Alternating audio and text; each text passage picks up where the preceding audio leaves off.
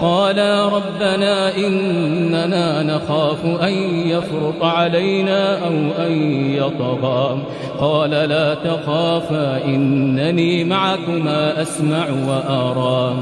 فأتياه فقولا إنا رسولا ربك فأرسل معنا بني إسرائيل ولا تعذبهم قد جئناك بآية من ربك والسلام على من اتبع الهدى.